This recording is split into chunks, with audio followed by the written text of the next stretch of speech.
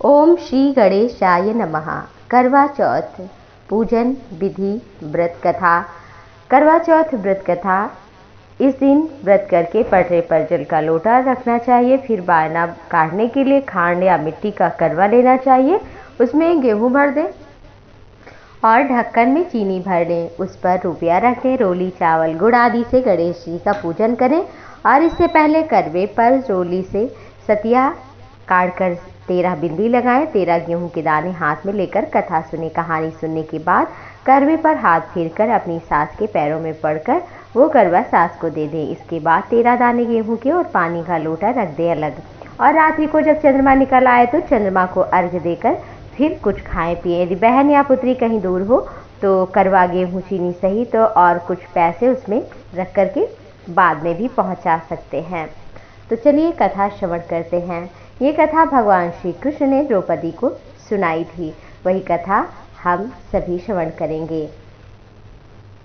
एक समय की बात है जब अर्जुन तप करने के लिए नीलगिरी पर्वत पर गए थे तो द्रौपदी दुखी थी, चिंता कर रही थी कि क्या होगा, बड़े शत्रु हैं। इस प्रकार वो चिंता कर रही थी। कृष्ण से पूछा कि कोई उपाय हो तो बताइए। द्रौपदी ने भगवान से पूछा तो भगवान ने कहा कि हे महाभागे, श्री पार्वती जी ने शंकर भगवान से यही पूछा था। तब भगवान शिव ने पार्वती जी से जो कहा था वही मैं कहूँगा। वो है करवा चौथ का व्रत। सभी विघ्नों का नाश करने वाला, पति की लंबी आयु करने वाला ये व्रत है। और यही भगवान शिव बोले थे कि जो अनेक सुंदर भवनों से निर्मित, जहाँ सभी प्रकार के सुख थे, ऐसी ही शुक्रप्रस्थ अर्थात दिल्ली शहर में एक रमेश शर्मा नामक यानी ब्राह्मण रहता था। उसकी पत्नी का नाम लीलावती था। उसके पराक्रमी 7 पुत्र और सभी लक्षणों से युक्त वीरवती नाम की एक कन्या थी। उसकी आंखें नीलकमल के समान, मुख चंद्रमा के समान था। उसके विवाह के योग्य समय आ जाने पर रमेश शर्मा ने एक वेद शास्त्र के ज्ञाता विद्वान ब्राह्मण से विधि विधान से विवाह किया। इसके बाद वीरवती ने अपने भाइयों की पत्नी भौजाइयों के साथ माता गौरी का व्रत किया। कार्तिक कृष्ण पक्ष की चतुर्थी के दिन व्रत उपवास कर सायंकाल में स्नान किया। सबों ने भक्ति भाव से बट वृक्ष का चित्र बनाकर उसके नीचे शंकर जी, गणेश जी और स्वामी कार्तिकेय के साथ पार्वती माँ का चित्र बनाया। ओम नमः शिवाय इस मंत्र से धूप दीप नैवेद्य अक्षर आदि से पूजन किया। फिर शिव जी, गणेश जी, सदानंद सभी का पूजन करते हुए पकवान दीपक से युक्त 10 करवा गेहूं, पिसान गुड़ के बने हुए पकवान तथा अनेक प्रकार से फल आदि भोजन पदार्थ अर्पण करके अर्घ देने के लिए चंद्रोदय की प्रतीक्षा कर रही थी। इसी समय वीरवती बड़ी भूख प्यास से व्याकुल होकर मूर्छित होकर गिर पड़ी।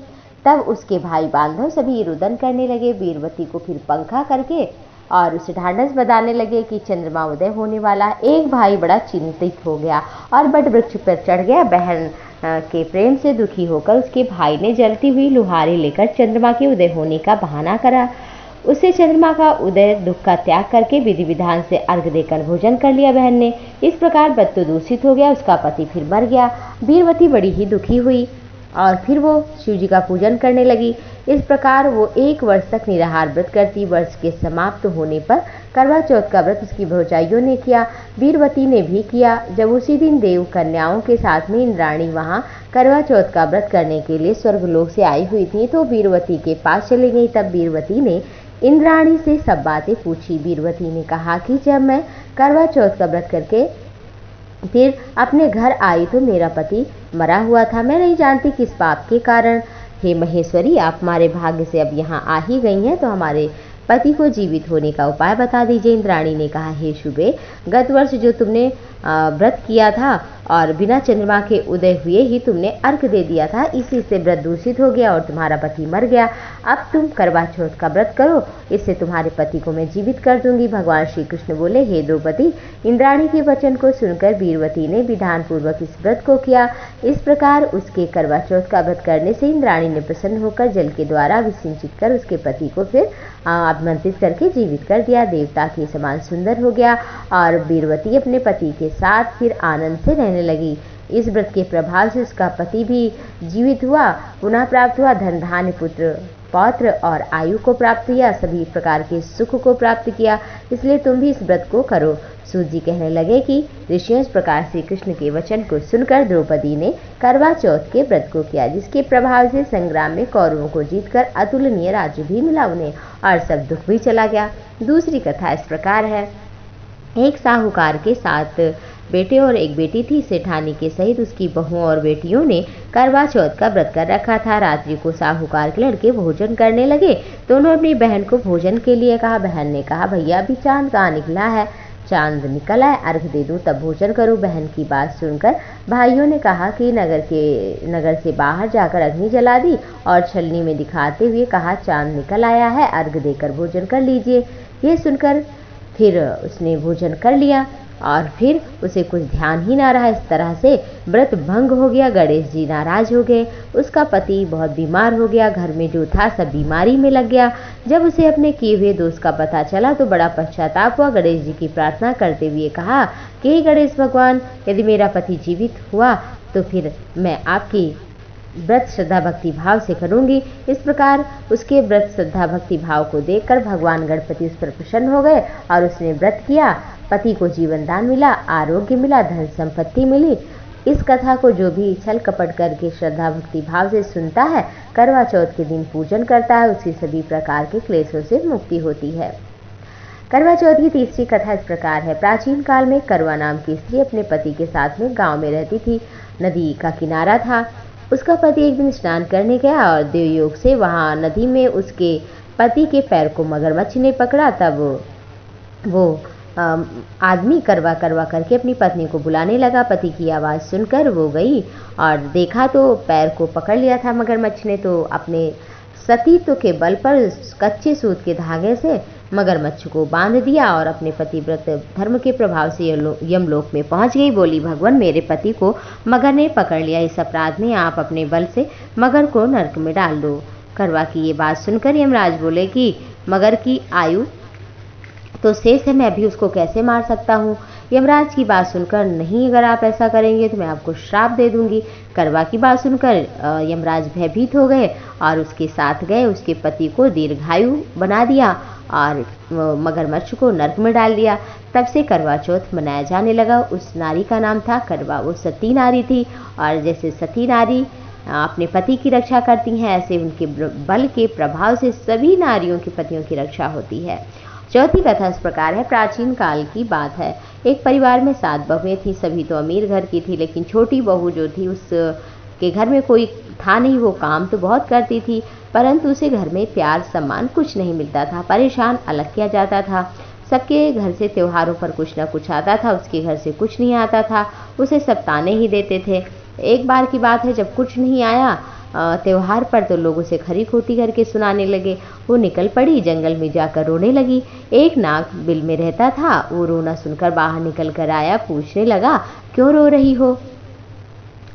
कहा, आज करवा चौथ है, मेरा कोई भाई होता तो सामान लेकर जरूर आता। थोड़ी देर बाद नाग बहुत सा सामान लेकर उसके फिर घर पहुंच गया। कहा कि तुम चलो, मैं आ रहा हूँ पीछे से। और वो पहुंच गया। इतना सामान देखकर परिवार वाले बड़े प्रसन्न हुए। सास ने प्रसन्न होकर छोटी बहू को और नाग देवता ने कहा कि हमारे साथ भेज दीजिए, और भेज भी दिया। नाग देवता बहू को अपने महल में ले गया और कहा, जब तक मन करे आराम से रहो, यहाँ किसी बात की कोई कमी नहीं है, लेकिन एक बात तो जरूर याद रखना, ये नांद है ना, इसे कभी मत खोलना। बहू बहुत दिन तक महल में रहती रही आराम से, परंतु एक दिन की बात है, जब कोई नहीं था तो नांद उठा लिया। देखा छोटे छोटे सांप के बच्चे जैसे भागने लगे तो घबराकर उसने नांद ढक दी। घबराहट में एक सांप की पूंछ नांद के नीचे आने से कट गई। कुछ देर बाद नाग जब महल में आया तो बहू से पूछा और बहू ने सब बात बता दी और गलती के लिए क्षमा मांगा। कुछ दिन बाद छोटी बहू ने ससुराल जाने की इच्छा की तो नाग देवता ने सोना चांदी हीरा मोती आदि देकर विदा किया। इतना सब कुछ देख करके सब उसकी इज्जत करने लगे और जिस सांप की पूंछ कटी थी उसे सब कुछ कटा कहकर परेशान करते थे। एक दिन उसने अपनी माँ से कारण पूछा। माँ ने बताया कि नांद उठाने के कारण ऐसा हुआ। वो बोला, मैं बदला लूंगा। माँ ने कहा, नहीं, ऐसा नहीं करना चाहिए। वो नहीं माना और छोटी बहू के घर में घुस गया। काटने को सोचने लगा, तभी अंदर से एक बहस करने की आवाज़ सुनाई दे रही थी। छोटी बहू कसम खा रही थी, सास से कह रही थी, ऐसा मैंने कुछ नहीं किया, हमें पुचकटे भाई से कोई प्यारा नहीं, उसकी कसम खाकर कहती हूँ। पुचकटे ने सोचा, मैं तो इसको काटने आया हूँ, ये मुझे कितना प्यार करती है और फिर कैसे बदला लूँ। फिर चुपचाप चला गया। तभी से पुचकटा अपनी छोटी बहू के लिए, बहन के लिए प्रतिवर्ष चौथ के दिन करवा लेकर और बहुत सा सामान लेकर के जाता था। इस तरह से करवा चौथ व्रत पूर्ण हुआ। इस दिन जरूर ही व्रत करना चाहिए और ईर्ष्या इत्यादि त्याग देना चाहिए, भगवान का भजन करना चाहिए। इस दिन बड़ों को जरूर पूजा के बाद प्रणाम करना चाहिए, जिससे माता करवा प्रसन्न हो और सभी का आशीर्वाद मिले। इस दिन निर्जला व्रत किया जाता है, कुछ खाया पिया नहीं जाता है। चांद देख करके अर्घ दे करके और उसके बाद पति जल पिलाए, उसके बाद ही कुछ खाना चाहिए। और पति को भी अपनी पत्नी को प्यार और सम्मान देना चाहिए, क्योंकि पत्नी उसकी लंबी आयु के लिए दिन भर निर्जला व्रत करती है। आप सभी के पति की आयु लंबी हो, आप सभी पति पत्नी के जीवन में प्रेम हो और आपका घर खुशियों से भरा रहे। आपका जीवन मंगल हो, इसी शुभकामना के साथ में आप सभी को प्रणाम, नमस्कार, जय श्री गणेश। ओम जय करवा मैया, माता जय करवा मैया। जो व्रत करे तुम्हारा, जो व्रत करे तुम्हारा, पार करो नैया। ओम जय करवा मैया। सब जग की हो माता, हो तुम्ही रूडाणी, यश तुम्हारा गावत जग के सब प्राणी। ओम जय करवा मैया। कार्तिक कृष्ण चतुर्थी, जो नारी व्रत करती, दीर्घायु पति होवे, दुख सारे हरती। ओम जय करवा मैया। होय सुहागिन नारी, सुख संपत्ति पावे, गणपति बड़े दयालु, विघ्न सभी नासे। ओम जय करवा मैया। माँ करवा की आरती, जो व्रत कर गावे, मैया प्रेम सहित गावे। व्रत उनका हो पूरन, सब विधि सुख पावे।